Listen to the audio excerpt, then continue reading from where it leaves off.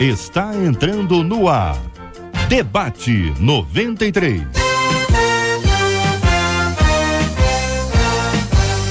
Realização 93 FM. Muito bem, gente, vamos começando mais uma edição do nosso Debate 93. Hoje é quarta-feira, 15 de abril, ano 2015. A nossa produção já está prontinha para te atender com o maior carinho. Nossa querida Marcela Bastos, a voz do além.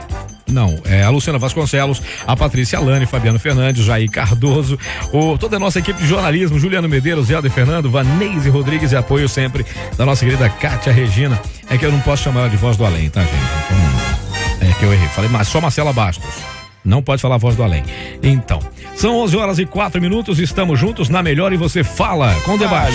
Com o Debate 93. 2461-0093. E-mail debate@radio93.com.br. Facebook Rádio 93 FM. Site www.radio93.com.br. Muito bem, gente boa, estamos juntos na 93 FM. Também você pode participar via WhatsApp. WhatsApp é o 968038319, 968038319. 11h05. O assunto de hoje do nosso Debate 93 é a inconstância. É verdade. Meu marido é a inconstância em pessoa, diz a nossa ouvinte. Ele tem momentos de fervor espiritual e outros de total frieza. É incrível como o fato de ele estar com os amigos o torna uma outra pessoa. Nosso casamento mais parece uma gangorra sentimental. Quando nos desentendemos, ele faz o quê? Passa a mão nas coisas dele e vai para casa da mamãe. Como lidar com uma pessoa tão inconstante assim, que muda de humor e de vontade a toda hora? Isso é um problema de humor, personalidade, temperamento espiritual? Tinha mais outras coisas para falar, mas ela não colocou mais não. Há cura para isso, gente? É possível controlar um temperamento ruim? O inimigo pode usar essa brecha e destruir relacionamentos? Muito bem. Meu marido é a inconstância em pessoa, pela ordem da escolha dos destaques da nossa menina da mesa, nossa querida pastora Elaine Cruz, vice-presidente do Ministério Fronteiras na Barra da Tijuca. Bom dia, pastora, seja muito bem-vinda. Bom dia. Bom dia, Cid, bom dia aos debatedores, aos nossos ouvintes queridos.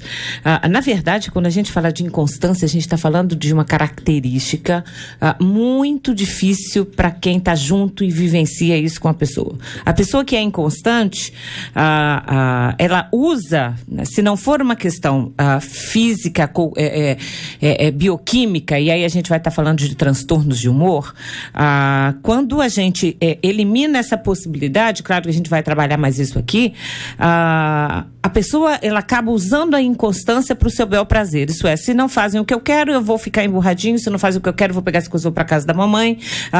E ela acaba usando isso para o seu bel prazer. Mas é muito difícil conviver com uma pessoa inconstante. Uma pessoa que começa o dia de uma forma, termina o dia de outra. Quando você encontra com a pessoa, você nunca sabe como vai estar o humor.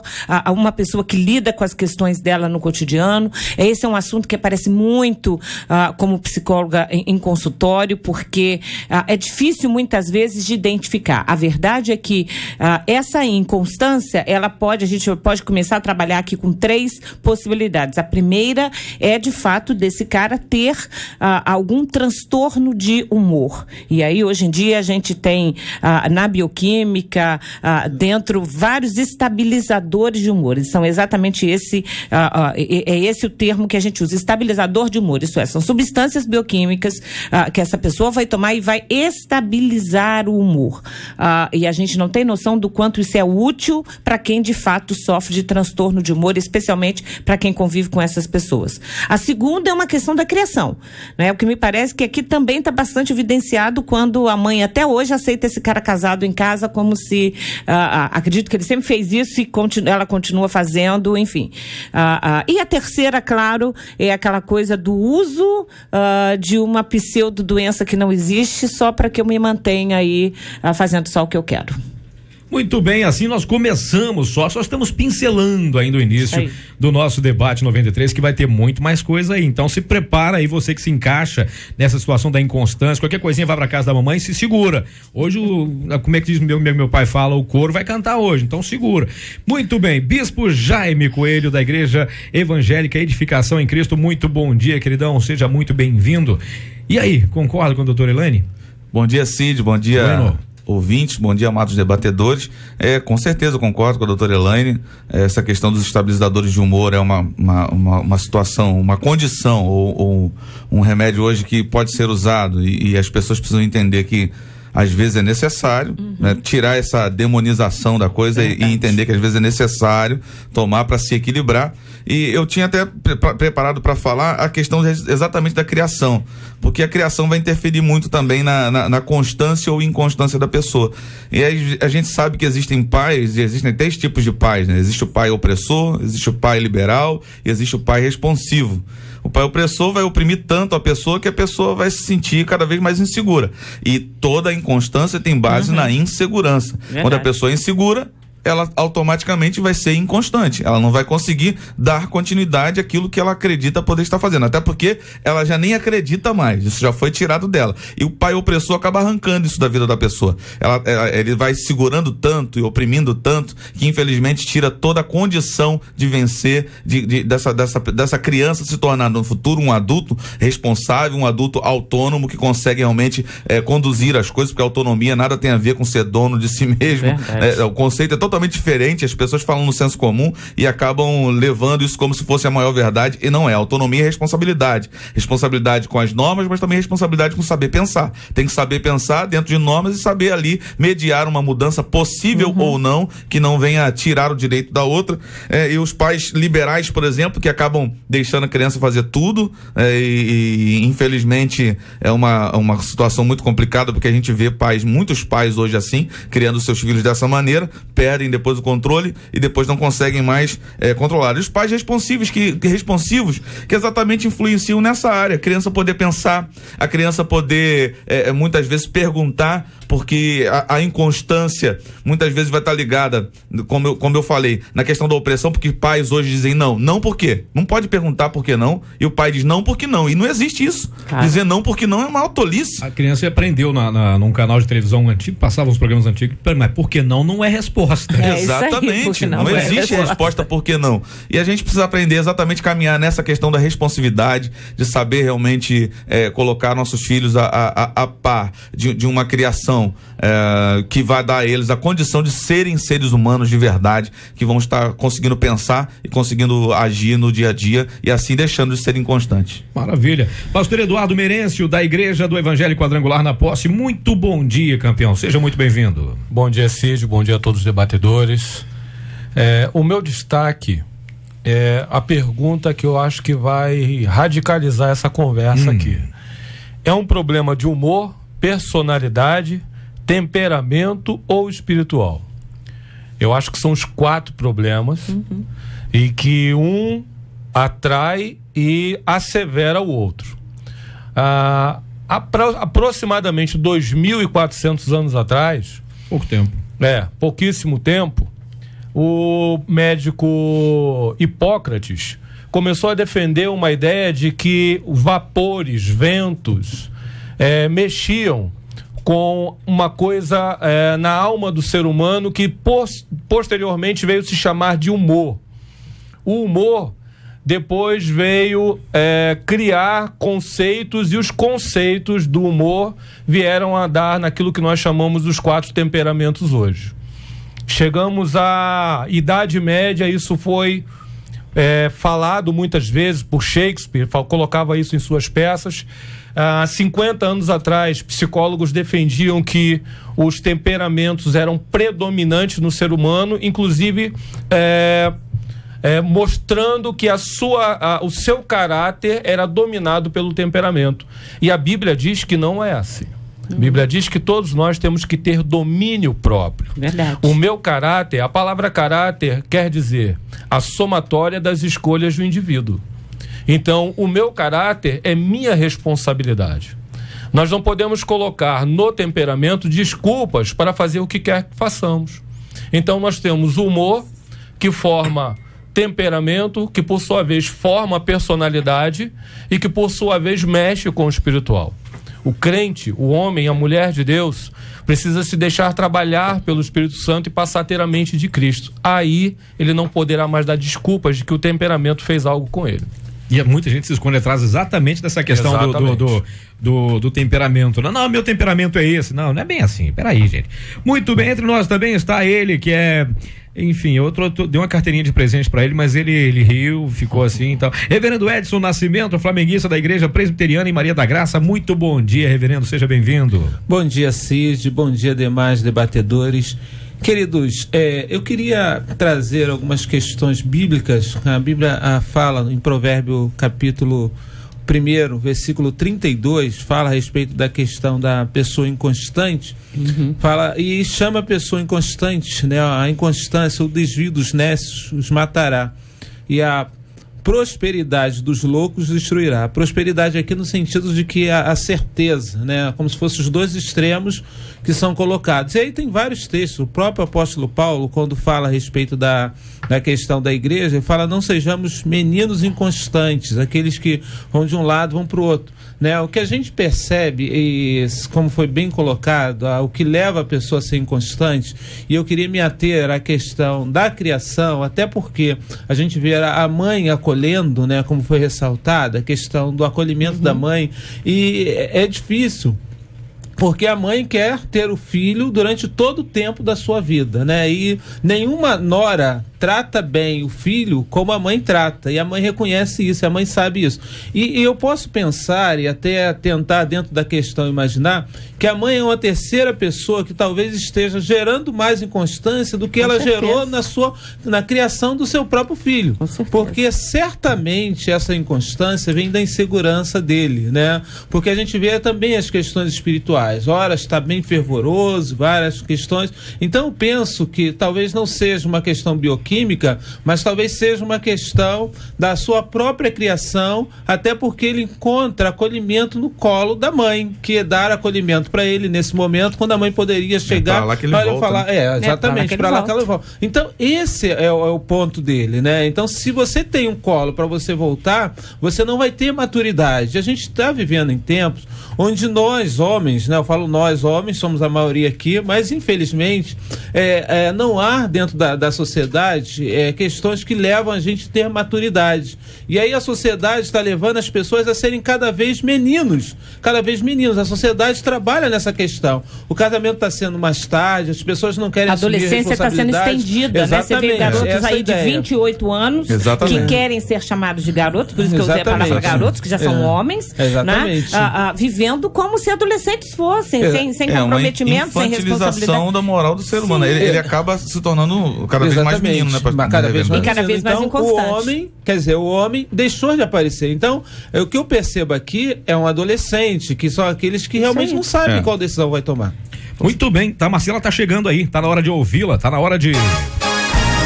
Pesquisa 93. A doce voz de Marcela Bastos. Bom dia, Cid, ouvintes, debatedores. A pesquisa hoje está perguntando: sinceramente, você que vai responder, é uma pessoa, tá respondendo de você, não é de outra pessoa, ok? É uma pessoa inconstante quanto aos seus sentimentos e relacionamentos. Olha só, por telefone 71% dos nossos ouvintes confirmam: olha, eu sou assim, eu sou inconstante, sim. Já no nosso site, 64% deles dizem que não. E aqui no WhatsApp, telefone 968038319, eu vou reafirmar aqui um pouquinho do que o reverendo Edson começou a puxar aqui para a mesa, e ele trouxe a questão dos homens que se tornam meio que adolescentes, mas já formados. E aí eu vou pedir ajuda da mesa para a gente poder entender o que isso gera nas esposas, porque eu tô vendo muitas meninas se manifestarem aqui. Uma delas até disse assim: gente, pelo amor de Deus, voltar para casa da mamãe, nem eu que sou mulher, quando acontece alguma coisa, eu não corro pro braço da minha mãe. E aí tem um ouvinte que diz assim: olha só, o meu marido, mesmo quando a gente não briga, sem motivo algum, deu a louca nele, ele diz: olha, eu vou embora, eu vou voltar para casa da minha mãe. Uma hora ele diz que me ama, a outra ele diz que não me ama.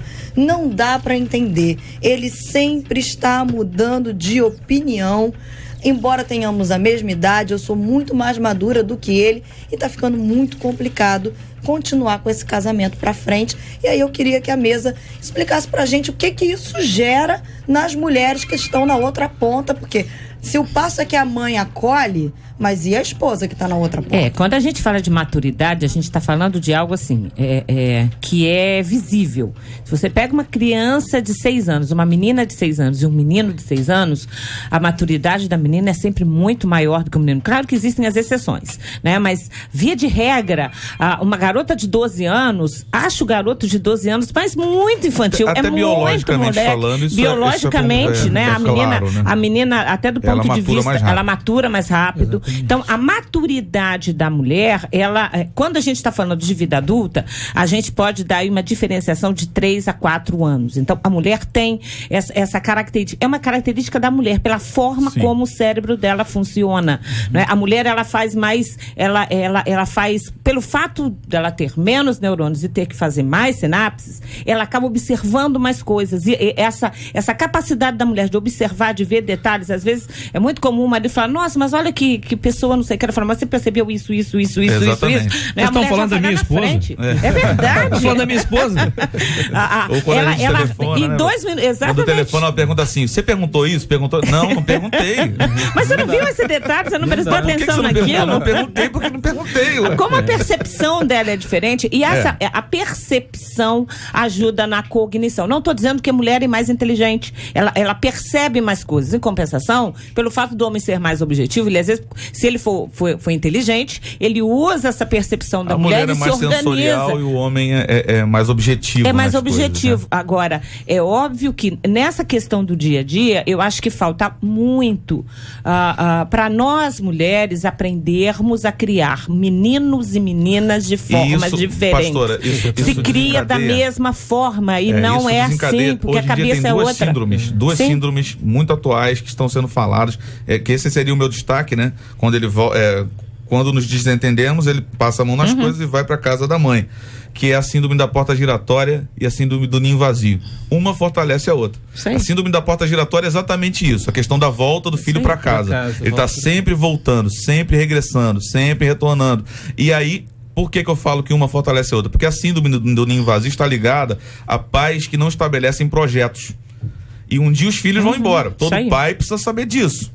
Aí o casamento entra em crise, aí a vida profissional entra em crise, aí a vida ministerial entra em crise, um monte de coisa entra em crise, porque a pessoa não tem projeto nenhum, tá ligada a projeto nenhum. Isso é a síndrome do ninho vazio. Exatamente. Quando eles vão embora, a pessoa fica com os braços vazios. E aí o que acontece? Quando o filho tenta voltar, a primeira coisa que ela faz? Ela abraça. E aí ela não entende que quando ela faz isso, quando um filho casa, eu tenho filho casado, quando o filho casa, a família é outra. Né? Pai e mãe virou parentela, acabou ali. Então, é muito complicado, porque quando uma mãe recebe esse filho de volta com a maior facilidade, como eu já vi do tipo, no altar a mãe dizer pra filha, minha filha, qualquer coisa, sua caminha vai estar arrumada lá em casa. Sério. Quando isso acontece, o que a mãe está fazendo? Ela está ajudando a terminar, a destruir o casamento do outro, porque não deixa o outro crescer. Porque ela não estabeleceu projetos, porque ela não tem mais o sentido de vida, porque ela não tem mais para onde caminhar. Então ela precisa viver. Aquele casal qual é o motivo de viver? Filhos. Qual é a função da vida dela? Eu quero dizer algo que a gente coloca isso como se toda a culpa sobrecaísse sobre aquele que educou. Há um determinado momento que não importa se é menino ou menina, a pessoa se torna indivíduo. E quando isso acontece... Mas para a pessoa se tornar indivíduo, pastor, depende de quem educou. Exatamente. Da formação, da criação. A formação vai influenciar. Nós temos duas maneiras de formar personalidade. Uma delas é a hereditária. Nós nascemos com tendência a. E tem a criação. Mas há um momento em que aquela pessoa, ela começa a se tornar dona de si. E não importa a educação que ela tem que tomar. Ela que tem que decidir. Exatamente. A decisão então, é dela. Nós estamos tirando a responsabilidade. Nós temos sim o fator criação, mas nós temos o indivíduo que tem uma falha de caráter fenomenal, que se resguarda, sempre se resguardou na mãe, e aí é culpa dele, não da mãe, e agora ele procura uma outra mulher para cuidar dele. E nós conhecemos muitas pessoas assim. A questão na realidade, ele é um manipulador, né? Porque e a mãe aceita isso. Porque ele acaba manipulando tanto um lado quanto o outro. Porque a mãe, como a gente viu a questão da síndrome do ninho vazio, a mãe quer o filho de volta. E a gente não sabe como está o relacionamento da mãe, porque não é isso o foco da questão do debate, né? Por outro lado, e a gente já falou que nenhuma nora é boa o suficiente para cuidar de um filho, né? Nenhuma nora é boa. E nenhum genro é bom o suficiente para cuidar da filha, claro. Tem os dois lados. A visão do pai. Claro, a visão do pai é outra. A questão de nora e no caso de nora e sogra, né, é uma questão mais típica que a gente vê mais constante, porque a mulher é mais competitiva. Exatamente, essa é a ideia. Então, é uma rivalidade antiga isso. Exatamente, né? Inconscientemente a mãe também rivaliza com a filha. Sim. Inconscientemente a mãe vê a filha também, como alguém que está tomando o amor do seu marido. Então, exatamente, quanto mais com uma nora. Agora é bom só a gente, assim, para quem está ouvindo, né? Eu fico às vezes preocupado com quem está lá. A gente aqui tá trocando, e acho que muito bem, mas é importante que a pessoa entenda o seguinte: quando uma pessoa nasce, aí todo mundo que tem filho sabe disso, um filho é completamente diferente do outro ao nascer. Um chora menos, um chora mais, um é mais risonho, outro é mais quieto, um é mais tímido, outro é mais falante. É natural. E isso que a gente está chamando é o que a gente chama da forma como ou a criança, quando nasce, vai começando a temperar as emoções e as vivências dela. O que a gente está chamando aqui, que vem do humor, tal, da questão que já foi colocada aqui, que é o temperamento. Esse é um fator da construção da nossa personalidade. Até porque a personalidade, os outros fatores, traços, sim, os outros fatores que tornam uma persona ou uma pessoa passam por valores que são ensinados, pelos conceitos que essa criança vai adquirindo, pelas vivências dela na escola, na igreja, com amigos, com os pais, com a parentela, e enfim, que vão formando isso. O que é reforçado, o que é estimulado, dessa capacidade que a gente precisa entender, que quando uma pessoa diz, como o Cid disse aqui, o meu temperamento é assim, ele não é assim não. Todo temperamento ele pode ser moldado até o final da vida. Toda personalidade ela está sendo construída cotidianamente. Pastora, a cada novo ensino, a cada novo conceito, a gente vai reformulando. Não existe. Ninguém tem temperamento errado. Todo mundo nasce com o seu temperamento. O que existe é um caráter mal formado. Existe o lado bom e o lado ruim. As pessoas exploram só o lado bom do temperamento. Existe uma personalidade mal formada. O lado bom e o lado ruim. Mas às vezes aquilo que a gente chama de ruim, no momento da vida pode ser bom. O que a gente está falando só é que as pessoas precisam entender que ninguém está pronto. Né? A gente está num processo sempre de construção, de mudança, de moldação de temperamento. Agora, e aí proporcionamento do caráter. Se não é assim, a gente não vive o evangelho, porque o evangelho é isso, é mudança, é transformação. Isso aí, claro. Para terminar minha fala dentro desse ponto, dentro de nós temos dois sistemas, né, que são acionados diante das situações da vida, que é luta ou fuga. Claro. A gente decide lutar ou a gente decide fugir. Por isso que eu falei sobre a questão do reforçamento. Aquilo que foi reforçado na vida da criança é o que ela vai levar para a vida toda. Se ela sempre fugiu, ela vai continuar fugindo. E o que a gente vê é que quando a situação angustiante demais para a pessoa e para esse rapaz aqui, ele decide fugir. Mas ela chega no evangelho e lê o seguinte: resistir ao diabo e ele fugirá. Ele vai reaprender. A questão é reaprender, desconstruir e construir um novo entendimento a respeito do que ele precisa fazer. Nova criatura. Mas para que isso aconteça, há necessidade de uma interlocução adequada. Sim, claro. De novos conceitos e valores sendo ensinados. Então o casal precisa crescer. O problema é que a maioria de nós pensa o quê? O filhinho da mamãe fugiu para casa da mãe, tal. A gente tem que desconstruir essa visão. Com certeza. Porque às vezes a gente taxa uma pessoa que tem problema de verdade. Mas aí que tá. Por exemplo, essa moça que tá mandando aqui o seu recado aqui, quem tá com problema é ela, pelo jeito agora. Porque ela não consegue entender a situação desse rapaz que não muda o jeito dela. Porque talvez ela esteja vendo o rapaz com a visão que ela tem de si mesma. Porque veja, tem outro ouvinte que disse uma coisa bem parecida. Que, gente, hoje eu tenho 24 anos de casada, mas no começo do casamento a coisa era complicada. Quando passou o período de lua de mel, flores e tal, meu marido passou a agir assim. Qualquer briga era motivo para ele sair de casa e se refugiar na casa dos irmãos. Em uma dessas vezes, eu parei e olhei pra mim mesmo. Passei a olhar pra mim mesmo, passei a me cuidar, me arrumar mais. Quando ele arrumou as coisas pra ir embora, eu falei o seguinte: se você sair de casa, não precisa se preocupar em voltar não, tá? Eu vou trocar a fechadura, vou trocar tudo da casa aqui. E eu seguiria com a minha vida. Você sabe o que aconteceu? O que vocês imaginam? Nunca mais ele se meteu a besta, não. Ele vai e volta. Mas pra cada caso... Esse vai e volta precisa parar. Ela tem mesmo é que se posicionar. Outros ouvintes dizem o seguinte, gente, eu não me acho inconstante, não. Pra mim, uma pessoa inconstante é uma pessoa de várias faces. Isso é bipolar ou polipolar. Não sei se existe isso, não. Mas eu tô falando. Mas depois que inventaram o imexível, também tá valendo tudo. Meu esposo é assim, gente. Um dia ele trata uma pessoa super bem. Outro dia, com a mesma pessoa, ele trata mal pra caramba. Eu não acho isso correto, não.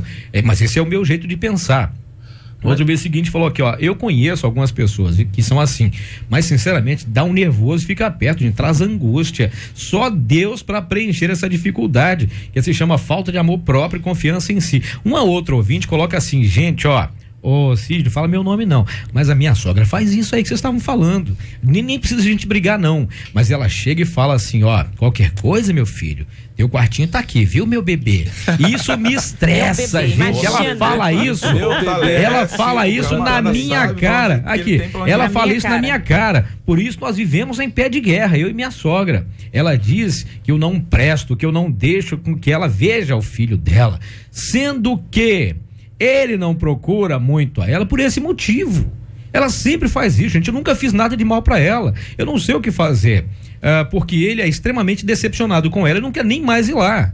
Mas parece que sou eu que faço isso. E isso faz com que haja muitas brigas, infelizmente. Meu problema é a minha sogra. E diz isso toda vez. Gente, questão, e aí? Pensando sobre a questão de manipular, todos nós temos uma arma para a gente manipular. E na realidade, a pessoa que é inconstante, a arma dela manipular é exatamente essa. Eu sou assim, eu sou inconstante, eu vou fazer isso, eu vou mudar.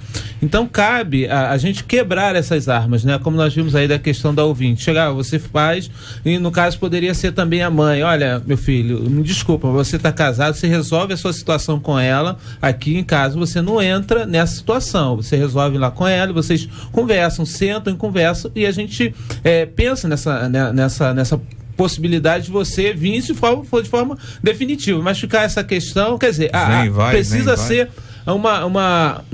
você precisa resolver a questão.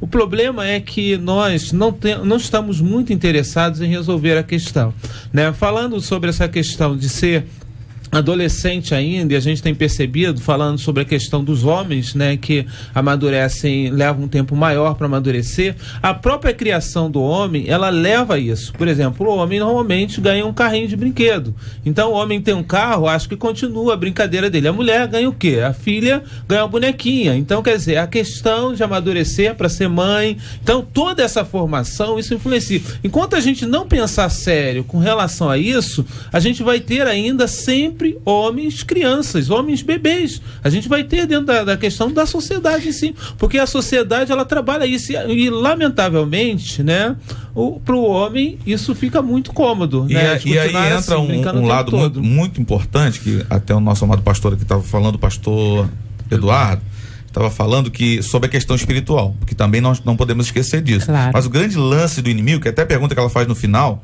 que se o inimigo pode usar isso, o inimigo pode usar qualquer coisa. Ele usa qualquer coisa. O inimigo vai usar qualquer coisa.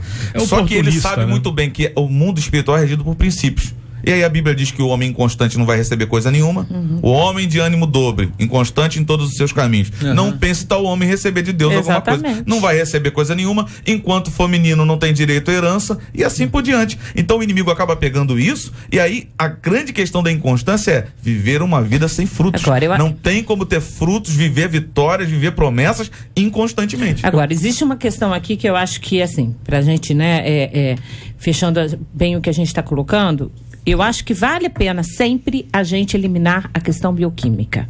Né? Quando uma pessoa é inconstante, pode ser adolescente, pode ser um marido, pode ser uma mulher, quando se percebe muito, e eu sei que essa é uma temática que aparece bastante, essa questão de muita variação de humor, de alterações de humor, verdade, assim, muito evidenciadas, normal, né, a oscilação doutor? É normal, mas quando isso que eu estou falando, muito evidenciado, vai para o limiar de uma depressão, limiar de uma euforia, tá todo dia da igreja, domingo a domingo, de repente fica 3 meses sem aparecer, diz para a mulher que ama, depois passa 3 semanas dizendo dizendo, acho que vou embora porque eu não amo você, ou para filho, o que quer que seja.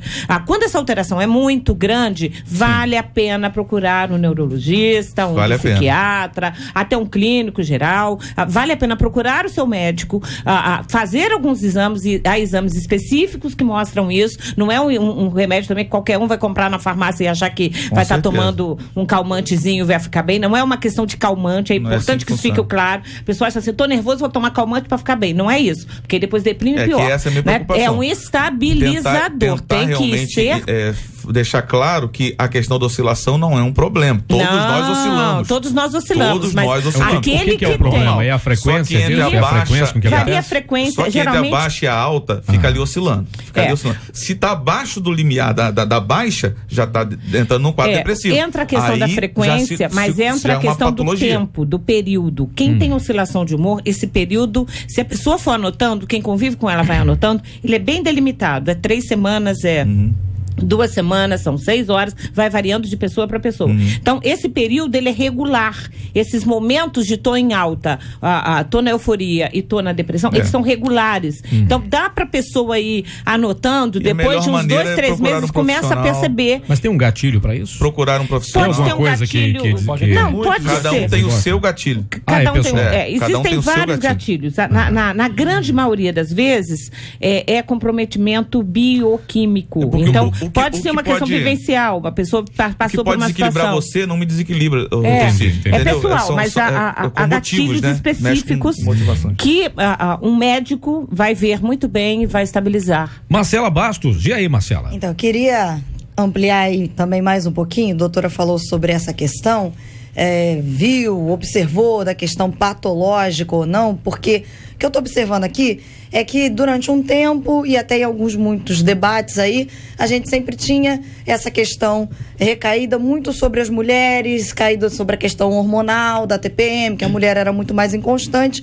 E hoje a gente está recebendo muita coisa recaída de homens, né? O meu marido o meu irmão o meu filho E aí, evidente, o que eu vou ler aqui, até uma mulher que está relatando, e aí eu vou tratar numa questão geral, né, no gênero, mas do quanto nós também, tirado de lado a questão patológica, mas o quanto nós estamos disponíveis para nos relacionarmos e pagarmos o preço por um relacionamento. E abrir mão, vocês vão entender por quê. Um ouvinte diz assim, olha, eu tenho um ritmo de vida. Eu tenho um ritmo de vida. E eu gosto de privacidade, eu gosto de concentração em tudo que eu faço. Eu não gosto de ser acordada, eu só gosto de falar depois do meio-dia. Mas o meu marido, ele não me respeita. Ele não respeita esse meu jeito. E ele faz tudo para estragar o meu dia.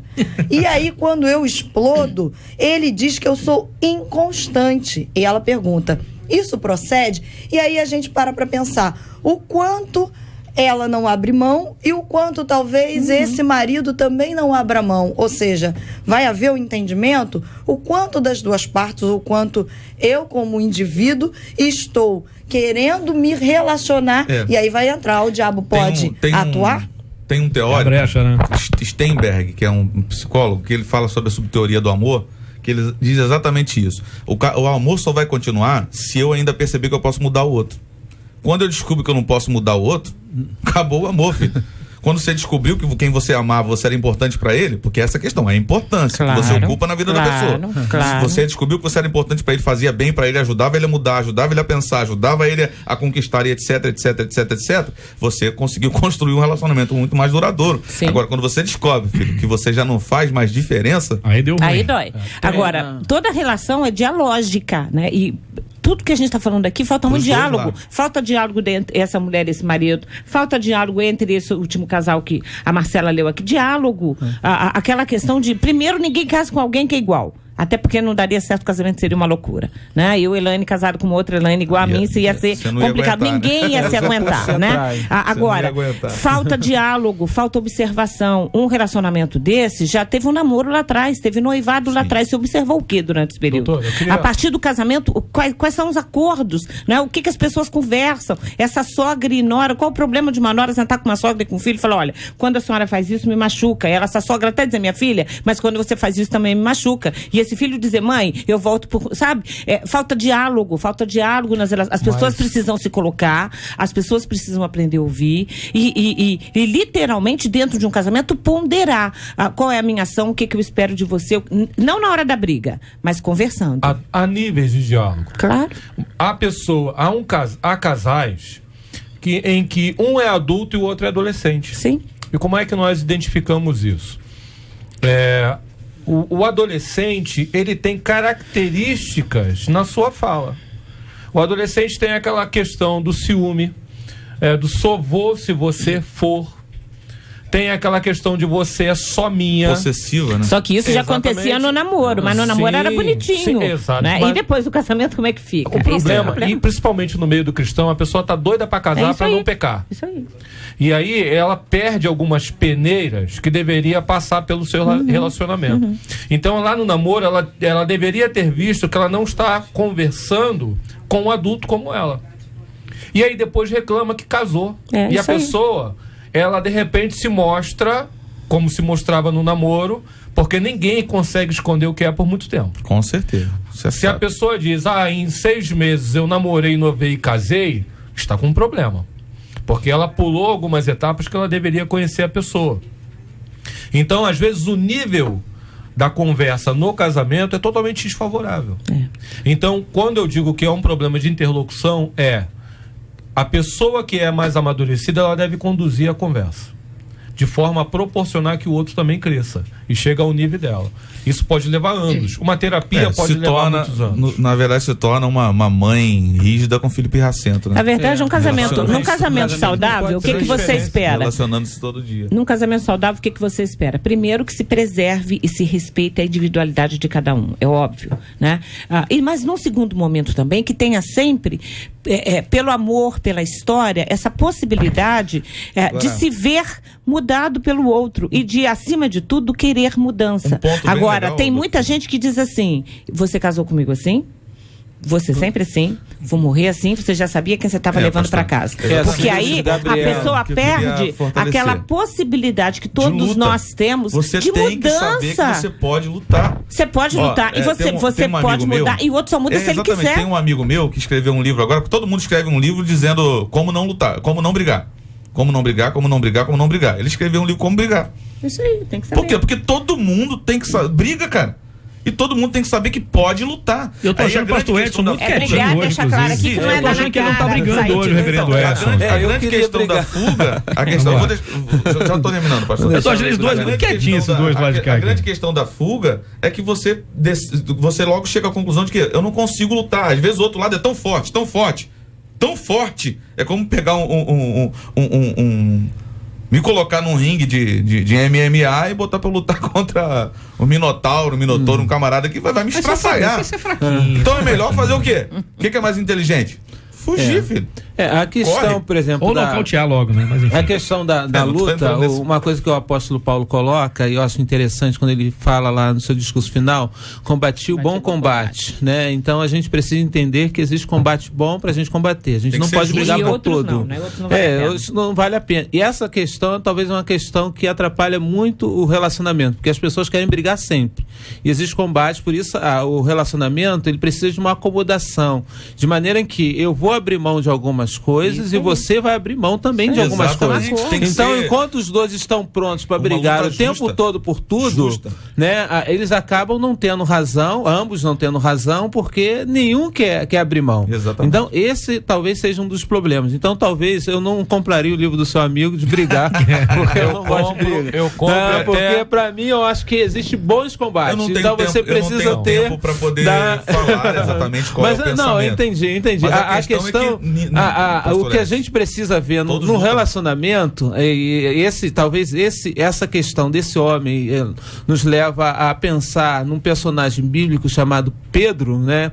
Que era um personagem também bastante inconstante, né? E a inconstância, aí ligado aos 4 temperamentos que ele colocou, que dentro dos 4 temperamentos tem um temperamento que é extremamente inconstante, que é o sanguíneo, né? Esse temperamento é o temperamento onde as pessoas realmente são inseguras. A questão de Pedro, ora, ele estava bem forte ao ponto de andar com Jesus, né, sobre as águas. Ora, ele estava bem forte ao ponto de chegar e falar: Jesus, olha, a gente não vai deixar você morrer, pode deixar que a gente te protege, né? E ora, estava lá dormindo. Então, essa questão todos nós temos, e a gente vê, mas existem pessoas que realmente têm na sua formação. Mas aí a gente tem Pedro depois, que fala sobre sobriedade, que fala sobre equilíbrio. Pedro que se transforma. É outro homem. Essa questão, é por isso que eu estou colocando, essa questão, ela é transformada pela ação do Espírito Santo na vida de Pedro. Deixa eu só me acertar, né? O Pedro que tem coragem de chegar e de enfrentar, né? Inclusive de morrer crucificado de cabeça para baixo, porque entendia que ele não era digno de morrer igual Jesus, pela ação do Espírito Santo. Quando eu falo em lutar, não estou falando de briga, confusão. Pelo amor de Deus, foi falar pro ringue. Eu entendi, eu sou mais inteligente. Quando você tá numa competição, só botar um pouquinho de lenha, entendi. Quando você está numa competição, mas aí na lenha de repente eu posso me queimar, né? Então essa não é a intenção. Deixa eu me explicar muito bem. A verdade é que a questão de lutar nada tem a ver com briga, com agressividade.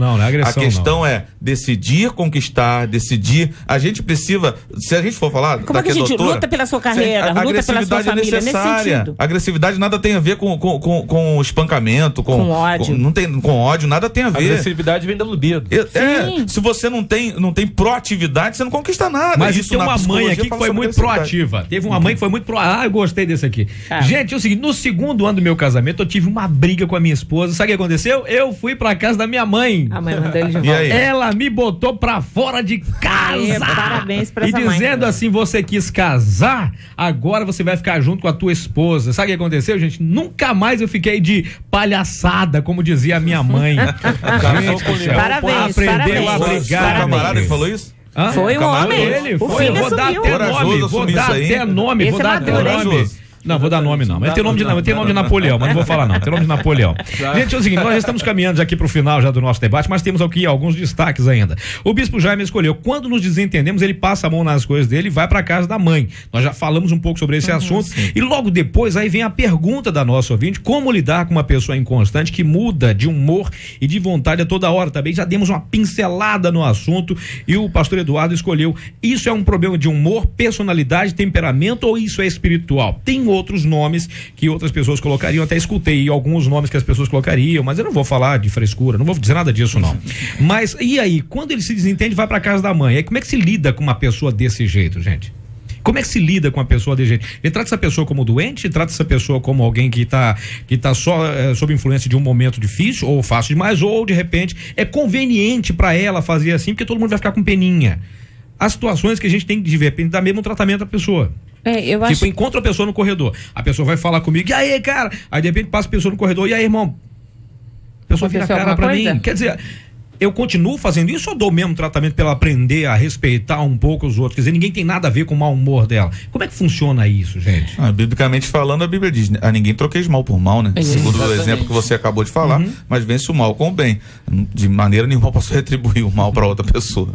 Para quem não convive, para quem não tá no dia a dia, para quem não convive, se a pessoa fala com você num dia, não fala no outro, no máximo se vai acontecer alguma coisa, tem algum problema, né? É mais fácil. Para quem convive é muito mais difícil. Por isso que, voltando, a pessoa já colocou aqui muito bem. Todas essas esferas aqui, uma não independe da outra, não. Elas estão correlacionadas, né? Agora, a gente precisa aprender a ir eliminando uma após a outra. A primeira sugestão minha é: vamos ver a questão bioquímica. Eliminada a questão bioquímica, não estou dizendo que é só isso, tá? Nunca vai ser só isso. Eliminada essa questão bioquímica, até por ter essa questão bioquímica, ela gerou hábitos, ela gerou vícios, ela gerou vivências, e atitudes e comportamentos que repetidos vão ajudar a estruturar uma personalidade. Então, vamos sentar, vamos conversar, vamos estabelecer acordos, vamos fazer regra, vamos tentar conversar com a sua mãe, vamos tentar fazer ela entender o quanto ela está trabalhando e está dificultando o meu relacionamento com você, o nosso casamento a partir daí. Eu acho que a gente tem que trabalhar com todas as possibilidades. Vamos começar a fazer culto doméstico em casa, vamos procurar o pastor da igreja, vamos procurar uma terapia. O que não dá é para parar de lutar por esse casamento, de dizer o seguinte: então meu filho vai lá e fica. Acho que existem algumas situações em que assim, tá no iniciozinho, é a primeira segunda vez, é ótima essa situação. Então então arruma as coisas e vai de uma vez, mas não volta mais. Agora, não é toda mulher que pode fazer isso. Também não é todo marido que vai fazer isso, e esse não é um conselho que a gente pode dar para todo mundo. Cada casamento é um casamento, as pessoas têm as suas histórias, as pessoas têm as suas necessidades, as pessoas estão juntas por motivos diferentes. Agora, o importante é que essa história pode ser boa. O que a gente não pode nunca perder de vista é possível mudar. Essa esposa precisa acreditar que esse marido pode crescer, esse marido precisa entender que ele não precisa ser Peter Pan, isso é um menino o resto da vida, né? Ficar rodando aí na porta sem decidir nada na vida. Precisa entender que enquanto ele for inconstante, não viver bem em casa, não vai ter bênção de Deus, porque nem oração vai ser respondida, porque essa questão da boa vivência no lar estabelece isso. Primeiro Pedro fala isso, e que já foi dito aqui de Pedro. Pedro era inconstante? Era, mas quando a gente vê o Pedro Maduro que escreve a carta, como ele fala sobre sobriedade, sobre nuvens sem água, como ele coloca a questão de uma pessoa que tem autocontrole, que vive bem com ela mesma, então a gente tem aí a possibilidade sempre do evangelho de conversão e salvação. E até Pedro mesmo fala sobre a questão de mudança. Depois ele vai criticar aquelas pessoas que realmente, como se elas dissessem que aceitaram Cristo, né, e voltam atrás. Ele vai comparar a questão lá do cachorro, aquela coisa toda, que não é bom a gente falar na rádio, né? Mas o que a gente vê aí é a mudança, a ação do Espírito Santo na pessoa. Então, por isso a gente poderia até recomendar para ele, né, realmente orar, buscar, e até para a família mesmo, como a doutora mesmo já falou, a questão de fazer culto doméstico, de estar junto, de orar por isso, de colocar essa questão que tem incomodado tanto o relacionamento. É bom a gente ressaltar que ambas, no caso, no relacionamento, querem que o relacionamento seja um relacionamento saudável. Então, o que está fazendo com que o relacionamento não seja saudável? Vamos combater? Como a gente vai combater? Se precisa de ajuda, a gente precisa de ajuda externa, então vamos ver o que tem atrapalhado, o que tem levado você, e é bom a gente ver também na questão da mulher, né? Dela avaliar junto com ele o que tem levado você a não se decidir com relação ao nosso relacionamento, não investir de forma definitiva no nosso relacionamento, ou seja, deixar de ser inconstante. O que tem levado? Tem sido alguma coisa que eu tenho feito? Então a gente vai ver, e claro, né, como primeiro já colocou a doutora, da gente primeiramente ver a questão bioquímica, resolveu isso, então vamos resolver entre nós. A questão bioquímica pode acontecer também com o casamento com décadas. Com certeza. Em algum momento, uma pessoa que perde um filho, que fica desempregado, que por algum motivo está de luto, ele vai ter um processo depressivo, ele vai ter um problema hormonal. Pode acontecer num bom casamento, inclusive. Excelente casamento, que ao invés de fazerem bodas, começam a falar em separação. Sim. Então a gente tem que eliminar todas as coisas, e o caminho certo sempre vamos sentar, vamos conversar, vamos baixar a adrenalina para que essa conversa seja produtiva. Se vamos divergir sobre algum ponto, que seja para a melhoria do casamento. Com certeza. Jamais deixar que a opção separação esteja no meio da conversa. Tem que gerar nesse relacionamento. A última pergunta que fica, gente, me desculpe, a última pergunta que fica é a pergunta do destaque do reverendo Edson. Tem cura para isso? Que eu imagino que essa seja uma das maiores preocupações dessa nossa ouvinte. Reverendo Edson, esse é o seu destaque. Como é que fica isso? Tudo tem cura, né? Com relação à questão da ação de Deus, tem cura. E, no caso, o que a gente precisa ver, e ele precisa, quais são as pessoas que poderiam auxiliar. Se ele não está conseguindo a cura, no caso, se a esposa não está conseguindo a cura sozinha, conversa com ele e vamos buscar um auxílio, né? A gente tem terapias de família, a gente tem várias situações, várias pessoas experientes que podem ajudar. Até o líder espiritual, que é o pastor da igreja, que pode ajudar, orando junto, e a gente trabalhar isso e inserir talvez a mãe, no caso a sogra, né, nesse projeto. Olha, você está atrapalhando o nosso relacionamento, a gente quer viver um relacionamento, a gente casou para ser feliz para sempre, a gente não está sendo feliz para sempre, porque está acontecendo isso, a gente quer sentar e a gente quer trabalhar isso, a gente quer melhorar isso. Então, eu acho que é importante, e aí eu apoio a questão de brigar pelo relacionamento, brigar pela união, brigar pela unidade, brigar para que não haja a separação. E eu acho muito interessante que, apesar disso tudo, a gente não vê aqui dele ir para casa da mãe, voltar, a gente não vê uma decisão nem dele nem dela com relação à separação, né? Eles não têm porque vamos separar, não tem essa fala, ela não coloca, mas a questão dele ir para casa da mãe, passar uma semana lá para esfriar a cabeça, a ideia que dá é que ele foge do problema. Tem um problema muito sério para resolver, eu vou fugir, vou para casa da mãe. Mas ele tem que ele interesse. Não gosta de brigar. Talvez pode ser que ele não goste de brigar, né? Talvez ou então ele não está preparado para a briga. Né? Talvez não tenha ferramentas psicológicas para isso. Ele se considere tão fraco nessa luta que ele prefere fugir. É mais fácil, às vezes é mais a outra cômodo. pessoa é tão forte. Por isso que precisa sentar e avaliar. Por isso as pessoas precisam sentar junto e avaliar. Se não tiver que tem que permite que ele se coloque. Na minha visão, por isso que precisa de um intermediário. Exatamente. Na minha visão, tudo que a gente está falando aqui precisa de um intermediário. Isso aí, fazer um fortalecimento interior. Ele precisa de um fortalecimento interior, né? Porque ela parece que é decidida a continuar. Tanto que ela pede ajuda. Ela está pedindo ajuda para resolver a questão. Claro. Ele precisa ser fortalecido no eu dele. Você poderia falar isso aqui, seria menos entendido. Não estou falando de ser dono de si. Não. Pula essa parte, não tem nada a ver com isso. Mas a condição do homem interior dele ser fortalecido para que ele consiga se impor, para que ele consiga dizer, não vou embora, para mim é importante, eu luto pelo meu casamento, eu decido ficar, e tal. O compromisso, estabelecer o compromisso. O relacionamento vai passar. O amor, que é a questão do afeto, né, a autorrevelação, tudo aquilo, o convívio que você tem no carinho, etc., vai passar pela paixão, que é o elemento motivacional do amor, e vai ter uma hora que a paixão vai sair do centro e vai se encontrar o compromisso. É quando eu decido permanecer casado. E aí, quando eu decido permanecer casado, é porque eu me fortaleci interiormente. Agora, que conselho vocês dariam para essa moça nessa situação que ela está? Porque ela está admitindo que tem um problema com essa inconstância do marido, mas ele talvez não tenha essa consciência. E o que vocês aconselham que ela fizesse? Doutora Elaine, o que você Eu acho que ela tem que buscar ajuda.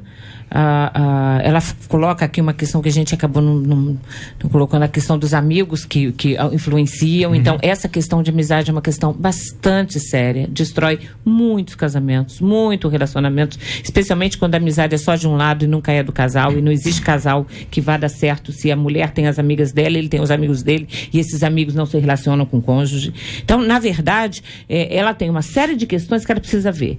Acredito que ela sozinha, com um homem imaturo, vai ser muito difícil, porque quando ela pressiona, ele vai embora, né? E não acho que, eu pessoalmente, pelo movimento aqui, acho que ele é muito influenciável, tem muito mais de imaturidade do que medo. Ele não quer brigar, ele quer as benesses do sexo e do casamento, de ser dono de uma casa, de uma família, mas ao mesmo tempo manter os amigos, o colinho da mamãe e tudo mais. E para isso, sozinha, ela vai precisar de uma ajuda. Então a minha sugestão é, converse com o seu marido, diga que você vai buscar ajuda, converse com a sua sogra, busque ajuda com o seu pastor, procure um terapeuta, busque ajuda, vale a pena salvar esse casamento, você ama o seu marido, você não estava escrevendo pra gente.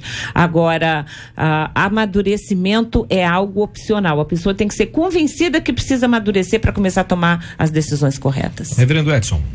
Amadurecimento, na maioria das vezes, significa mudança, né? E às vezes as pessoas não estão dispostas a mudar. E eu falo da questão do amadurecimento tanto dela também, né? Porque eu vejo que, embora ela pareça ser uma pessoa mais saudável, né? Isso teoricamente ela escreve dentro da questão do prisma dela, mas ela pode ser também uma pessoa que precisa também de amadurecimento, até para a postura como ela precisa colocar, né? Se colocar diante dele, né? Então eu falo amadurecimento do relacionamento em si, que é amadurecimento de ambos, né?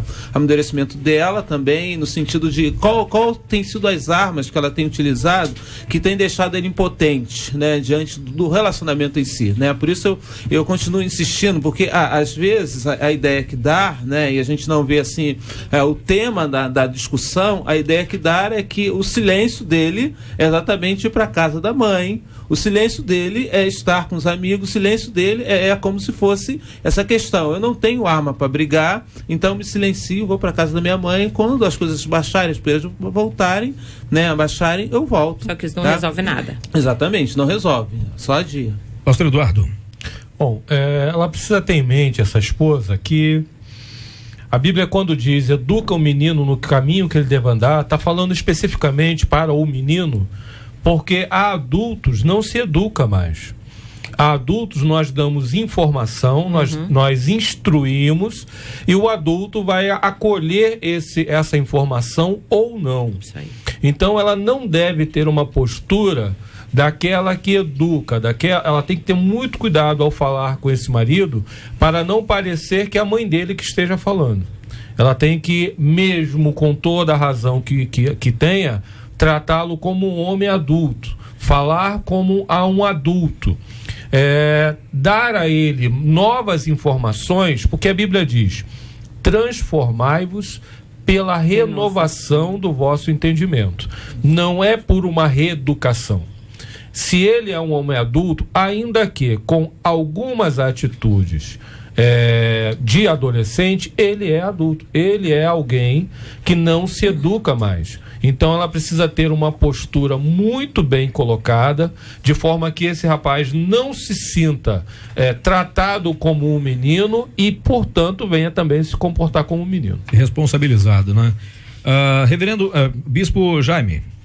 Então, eu concordo com o que a doutora falou, concordo com o que todos falaram, mas pegando o gancho que a doutora falou, a questão de ter uma pessoa para ajudar, uma pessoa para poder intermediar isso aí, uma pessoa neutra na história, que consiga realmente pensar, não com as emoções, porque as nossas emoções traem muitas vezes os nossos pensamentos, elas interferem muito fortemente nos nossos pensamentos, poder direcionar, tentar realmente assim, fazer uma conciliação. Eu aconselharia a ela o seguinte: querida, que você realmente entenda querer ouvi-lo e não querer ouvir o que você quer ouvir. Porque quando você for para uma conversa, ele precisa saber que ele pode falar. Ele precisa saber que ele não vai ser condenado nem pelo que ele vai falar. Muito pelo contrário. Porque só a verdade vai libertar. Então ele precisa exatamente disso. E te aconselho a orar muito e a pedir ao Espírito Santo que fale o coração dele. Porque a Bíblia diz que é ele quem convence.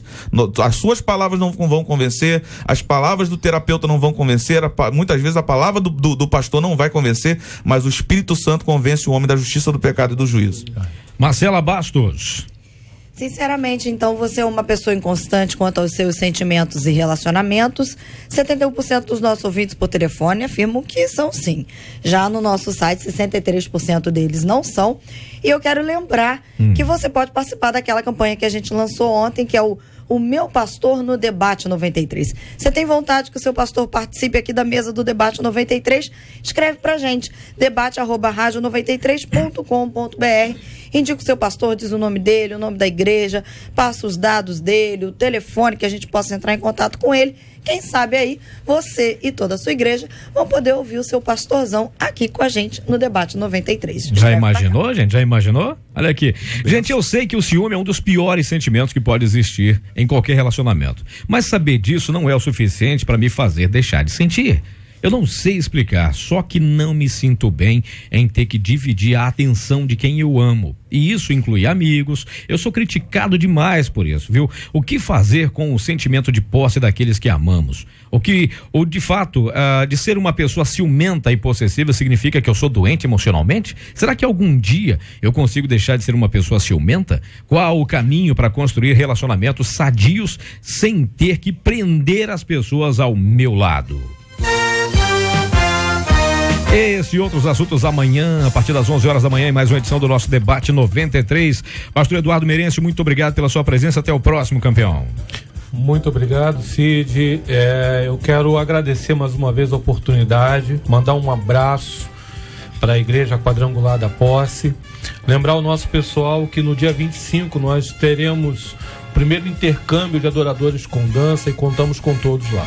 Maravilha. Reverendo Edson, obrigado pela presença, campeão. Eu que agradeço, Cid. Gostaria de mandar um abraço muito especial para todo o povo da Igreja Presbiteriana de Maria da Graça, minha querida esposa Sônia, as minhas filhas Andréia, Ellen, Ana Carolina e todo o povo de Deus que está aí ouvindo a Rádio 93. Muito bem, Bispo Jaime, obrigado pela presença, campeão. Obrigado, Cid, obrigado, Marcela, obrigado, debatedores. Agradeço os ouvintes aí também estarem nos ouvindo. Lutamos juntos aqui para construir alguma coisa. Quero mandar um beijo para todos os membros da Edificação em Cristo, lá em Jardim Alvorada, Engenheiro Rocha Freire, Nilópolis, os pastores da igreja, pastor Elias, que está aqui comigo, que é um dos meus auxiliares lá. Um beijo para a pastora Gilza, minha irmã, que fez aniversário anteontem. Parabéns, e ontem nós tivemos lá no culto de ações de graça, que Deus abençoe. Eu fiz no domingo, né? Parabéns. Entrei nos 40, olha. Ninguém faz tá comigo, novo. não, Tô novinho, já né? passei 200 já faz um tempo. Um beijo pra minha esposa, pro meu filho. Deus abençoe a todos em nome de Jesus. Pastor Elaine Cruz, obrigado pela presença, benção. Deus abençoe. Eu que agradeço. Um beijo para todos os ouvintes da 93. Um beijo também para todos ali do Fronteira, quem eu amo muito, e claro, a todo o povo de Deus. Eu queria pedir, por favor, a senhora nos leve a Deus em oração. Encerramos assim o nosso debate de hoje. Voltaremos amanhã. Vem aí Fabiano nas férias da Rosane Félix, que me parece que dessa vez ia lá no Monte Fuji, no Japão, fazia o que, eu não sei, mas enfim, ela vai lá. Então, por favor, nos leve a Deus em oração e a gente encerra assim o nosso debate de hoje. Pai querido, nós te agradecemos, ó Deus, a oportunidade que tivemos nesta manhã de debater um pouco sobre questões tão sérias, ó Pai, que afetam famílias, que afetam pessoas. Abençoa, Deus eterno, a todo o teu povo com maturidade, com sobriedade, com domínio próprio, Senhor. Ajuda-nos a tornarmos novas criaturas, a renovarmos a nossa mente, o nosso entendimento, a chegarmos, ó Deus, ao padrão de homem e de varões perfeitos, ó Deus, na tua presença. Abençoa também a todos aqueles que estão enlutados, aqueles que sofrem, aqueles que choram, aqueles, ó Deus, que estão passando por dificuldades. Alcança, Senhor, sempre a todo o teu povo com a tua bênção. É o que nós te oramos e agradecemos no nome de Jesus. Amém. Que Deus te abençoe. Pude ouvir Debate 93.